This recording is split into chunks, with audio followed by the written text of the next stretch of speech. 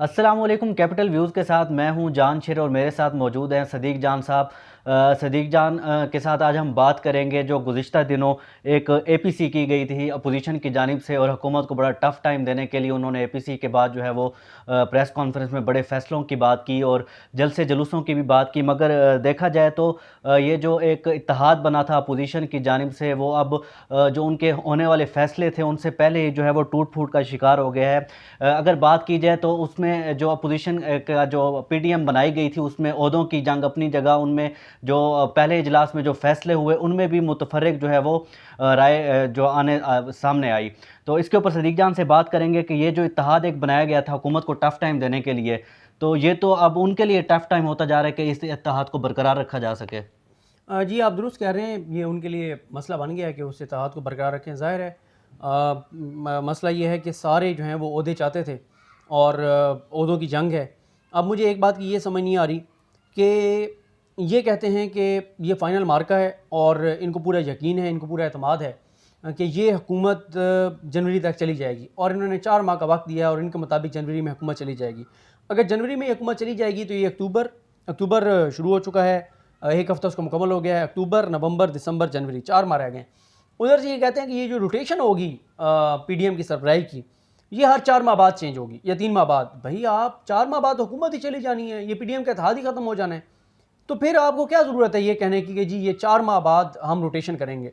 तो इनके दरमियान इख्तिलाफ़ात जो हैं वो ओहदों के ऊपर शुरू हुए हैं। अभी मैंने एक दोस्त हैं, उनके पास बड़ी इस हवाले से अंदर की खबर होती है, उनसे भी रब्ता किया। वो बाकी भी चीज़ें बताएंगे कि क्या क्या चीज़ें हैं, वो भी हम अपने देखने वालों को बताएंगे कि असल में लड़ाई की वजूहत क्या क्या हैं। लेकिन ये एक मामला है और अभी तो ये आगाज़ है, और जंग शुरू होने से पहले ही ये एक दूसरे के साथ गुत्थम गुत्था हैं, आमने सामने हैं, इख्तिलाफ़ात हैं इनके। और मेरा ख्याल है कि ये अब इसी से आप अंदाज़ा लगा लें कि एक दूसरे के साथ कितने सिंसियर हैं, ये कॉज के साथ कितने कितने सिंसियर हैं। जब आप किसी कॉज के लिए लड़ रहे होते हैं, फिर आपके लिए कॉज अहम होता है, फिर आपके लिए ओहदे अहम नहीं होते। लेकिन यहाँ पे ये देखें, आपके इनके लिए ओहदे अहम हैं। इनको हर जगह ओहदे चाहिए, इनको हर जगह अपना मफाद चाहिए, अपने मफाद के लिए करते हैं सब कुछ, अपनी ज़ात के लिए करते हैं। और यकीन करें अभी बहुत आसान है इस इत्तेहाद को तोड़ना, इदारों के लिए, हुकूमत के लिए बहुत आसान है। सिर्फ इनमें से एक को बुला के ये कह दिया जाए कि जी आपके जो केसेस हैं उनके ऊपर स्पीड स्लो कर दी जाएगी, आपको डील दे दी जाएगी, आपको ढील दे दी जाएगी। एक पार्टी को बुला के कह देना, चाहे वो पीपल्स पार्टी को कह दें, चाहे वो नून लीग को कह दें, या मौलाना साहब को बुला के कहें कि नून लीग को क्या चाहिए। नून लीग कहती है कि जी नवाज शरीफ को आप जो मर्ज़ी करें, मरीम को आप क्लियर करवा दें। और अगर उनको ये कह दिया जाए हाँ मरीम को इंतखाबी सियासत में ले आएंगे, ओके कर देंगे, नून लीग का सारा बयानिया जहां की तरह बैठ जाएगा। पीपल्स पार्टी को क्या चाहिए? उनको कुछ भी नहीं चाहिए, सिर्फ चाहिए कि जरदारी साहब एक केसेस स्लो कर दें। पता उनको भी है कि उन्होंने बचना नहीं है इनके से, वो कहते हैं स्लो कर दें, इतनी फास्ट ट्रैक पे ना चलाएं। मौलाना साहब क्या चाहते हैं? मौलाना साहब अब बात सीटों से आगे चली गई हुई है। मौलाना साहब कहते हैं कि आप वो करें कि जो मदारिस को आप मेन स्ट्रीम में ला रहे हैं ये ना लाएं। आप मदारिस के हवाले से कानून साजी जो कर रहे हैं ना करें। आप जो निसाब के हवाले से कानून साजी कर रहे हैं ना करें। आप जो मदारिस की फंडिंग के हवाले से कवानीन बना रहे हैं वो ना बनाएं। उनका एक है, आप कहें कि उनके मुतालबात हैं, उनके वो मुतालबात मान लें। और साथ ही मौलाना साहब को अगर ये कह दिया जाए कि आगे सेनेट का इलेक्शन आ रहा है, मौलाना साहब आप मार्च में सेनेटर बने, सेनेटर बन के आप आ जाएँ सेनेट में, आपको किसी तरह से कहीं ना कहीं ओब्लाइज कर देंगे कमेटियों शमेटियों में आगे पीछे, तो मौलाना राज़ी हो जाएंगे। तो ये मफादात की जंग है। हुकूमत के लिए, इदारों के लिए बहुत आसान है इनको कोई छोटी सी एक चीज़ के ऊपर वो करके और इनको राज़ी कर लें तो वो पीछे हट जाएंगे। आपके सामने अच्छा, आपने यही बात की कि अगर इनमें से किसी एक पार्टी को बुलाकर जो है उनको ऑफ़र कर दी जाए तो ये पीछे हो जाएंगे। तो अगर यही बात की जाए, जो हुकूमती एक वज़ीर हैं शेख रशीद साहब, उन्होंने कल एक बयान में कहा था कि इमरान खान जो है वो एनआरओ नहीं देगा। तो उन्होंने तो पहले ही वजाहत कर दी कि आप लोगों को कोई माफ़ी नहीं मिलेगी, आप कोई और बंदोबस्त अपना कर लें। इस हवाले से आप क्या कहेंगे? देखें, एनआरओ, ये बात तो दुरुस्त है। इमरान खान जब इस हद तक कह चुके हैं कि इनको एनआरओ देने की का मतलब होगा मैं अल्लाह से बेवफाई करूँगा, मैं इस मुल्क के साथ गद्दारी करूँगा, मैं जो है वो मेरी हुकूमत जाती है चली जाए, मेरा इक़्तिदार जाता है चला जाए, लेकिन इनके साथ कोई मैं रियायत नहीं करूँगा। ये बात तो ठीक है, लेकिन मैं आपको सिर्फ कह रहा था कि आप फ़र्ज़ करें कि अगर इनको बुला के ये कह दिया जाए, चाहे वो फिर अमल दरामद हो या ना हो, सिर्फ कह दिया जाए, उसके भी ऊपर भी पीछे हट जाएंगे। कि मैं तो बात यही कर रहा हूँ ना कि इनके आपस में तल्लुकात की बात कर रहा हूँ। अगर आप और मैं एक सफ़र पर रवाना होते हैं और ये तय करके चलते हैं कि इसमें जितनी मुश्किलात होंगी हम उस मुश्किल वक्त में एक दूसरे के साथ रहेंगे, हम गमी खुशी में एक साथ रहेंगे, और अगर तो आप रास्ते में जब कठिन वक्त आए और आप अपने ज़ाती फ़ायदे के लिए, आराम और सुकून के लिए आप मेरा साथ छोड़ देते हैं, तो ये इस चीज़ की निशानी होगी ना कि आप मेरे से सिंसियर नहीं थे, आप अपने आपका अपने मफाद था। तो यही बात है। अभी तो देखिए, अभी तो कुछ शुरू ही नहीं हुआ और इख्लाफात शुरू हो गए हैं। अभी तो पता चलेगा कि जब ये एहतजाज शुरू करेंगे तो उसमें बहुत सारी चीज़ें सामने आएंगी। तो ये सारा मामला है आप के सामने। ना इनको एनआरओ कोई डील या ढील मिलने वाली है और इनको एहतजाज से भी कुछ मिलने वाला नहीं है। अच्छा, ये कहाँ तक दुरुस्त है ये जो मौलाना फजलुर रहमान साहब हैं, ये हुकूमत को प्रेशराइज़ करते हैं? क्या इसके पीछे जिस तरह से लोग भी यही कह रहे हैं कि जो भी जलसे अब होंगे आगे, उसमें जो तादाद आएगी वो मौलाना फजलुर रहमान अपने जो मदरसे हैं वहाँ से लाएँगे।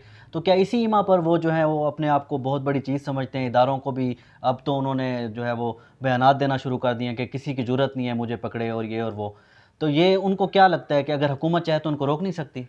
देखें, बात यह है, जब आपकी रियासत ने इन मदारिस को पहले स्पॉन्सर किया, आपकी रियासत ने इन मदारिस को सपोर्ट किया, आपकी रियासत ने इन मदारिस को पैसा दिया, आपकी रियासत ने इन तबकात को इस्तेमाल किया, जब वो उन्होंने इनको मजबूत किया, जब उन्होंने इनको इस्तेमाल किया, जब उन्होंने इनको पैसा दिया, आज वो इतने मजबूत हो चुके हैं कि आज वो रियासत को ललकार रहे हैं। क्योंकि ललकार नहीं सकते और रियासत के सामने कोई इतना ताकतवर नहीं होता। रियासत चाहे, रियासत ने देखे ना तालिबान, तहरीक तालिबान पाकिस्तान, टीटीपी, क्या कहते थे वो कि उड़ा देंगे पूरे पाकिस्तान को, उड़ा देंगे सब कुछ, तबाह कर देंगे सब कुछ, बर्बाद कर देंगे सब कुछ। 10,000 नौजवानों ने जो है वो पहनी हुई हैं, खुद कुछ जैकेटें पहनी हुई हैं।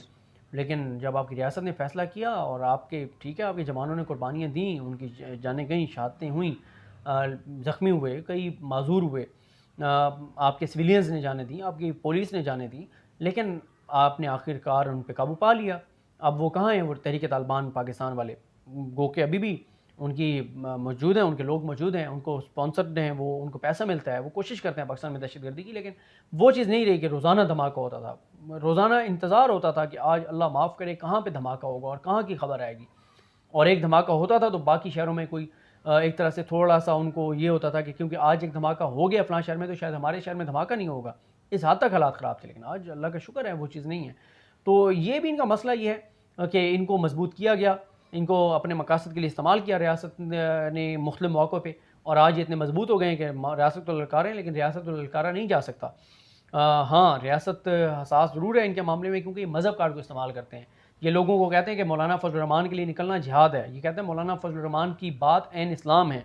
ये लोगों को कहते हैं कि मौलाना जो है वो अल्लाह के रास्ते पे निकले हुए हैं, अल्लाह के नबी करीम सल्लल्लाहु अलैहि वसल्लम के रास्ते पर निकले हुए हैं। इस तरह से उनको कारकुनान को वरगला कर, झूठ बताकर और उनकी ब्रेन वॉशिंग करके और उनको इंतहाई कदम तक लाया जाता है कि उनको इस हद तक लाया जाता है कि वो उनके लिए जान दे भी सकते हैं, जान ले भी सकते हैं। और यही वो सोच है जो आगे चल के और फिर खुद कुछ बम्बार बनाती है। यही वो सोच है जिसको आप तालिबान की सोच कह सकते हैं। यही वो सोच है जिसको आप दहशतगर्दों की सोच कह सकते हैं। तो इसलिए अब रियासत, ज़ाहिर है रियासत मोहतात है, रियासत बड़ा सोच समझ के फ़ैसला करेगी इनके मामले में। अच्छा, आपसे एक आखिरी सवाल करना चाहूँगा जो अभी मेरे माइंड में आया कि जिस तरह से बार-बार शेख रशीद साहब कह रहे हैं कि मुस्लिम लीग शीन जो है वो अलहदा होने जा रही है और बस अब कुछ ही दिनों में जो है वो आइंद कुछ होने जा रहा है। तो ये चीज़ जो है वो बहुत से लोगों ने भी नोट की होगी, मैंने भी देखा कि जब शहबाज शरीफ अभी अंदर गए, इससे कबल नवाज़ शरीफ या मरियम जब भी उनके ऊपर कोई फ़र्द जुर्म आयद होती थी या कोई वो पेशी के लिए आते थे या उनको गिरफ़्तार किया गया, तो काफ़ी बड़ी तादाद में मुस्लिम लीग नून के रहनुमा भी मौजूद होते थे मज़ाहमत करने के लिए, उनके जो है कारकुन भी होते थे। जबकि शहबाज शरीफ की दफ़ा जो है वो बहुत कम तादाद देखी गई। तो क्या लोग नवाज़ शरीफ को ज़्यादा सपोर्ट कर रहे हैं या उनके अंदर कोई ऐसा धड़ा बन चुका है जो वाक़ई अब अनकरीब जो है कुछ दिनों में अलग होने जा रहा है? लेकिन नून लीग में तकसीम वाज़ेह हो चुकी है। ये नहीं है कि नून लीग में तकसीम नहीं है, और वो तकसीम मरियम की वजह से है। मरियम चाहती हैं कि शहबाज शरीफ को और हमज़ा शहबाज को साइड लाइन करके और वो पार्टी को टेक ओवर करें। वो कहती हैं शहबाज शरीफ आगे ना आएँ, शायद अकबर अब्बासी आगे आएँ। वो अपने चचा को आगे नहीं आने देना चाहती। और जो आपने बात की, जब शहबाज शरीफ को पेश किया गया साहब अदालत में, मरियम वहाँ पर नहीं गई। जिस दिन शहबाज शरीफ की बेटियों को, उनकी अहलिया को बुलाया गया, वहाँ पर मरियम नहीं गई। शहबाज शरीफ को एक और केस में साहब अदालत पेश किया गया, मरियम वहाँ पर नहीं गई। मरियम जो है, बाकी तो यहाँ पे नवाज शरीफ का केस था, उनको बुलाया नहीं गया, फिर भी वो पहुँच गई हैं। तो फिर अदालत को कहना पड़ा कि अगली समात पे ये ना आए। तो ये मसला ये है कि मरियम जो है वो शहबाज शरीफ के बहुत ख़िलाफ़ हैं, शहबाज शरीफ की सोच के ख़िलाफ़ हैं।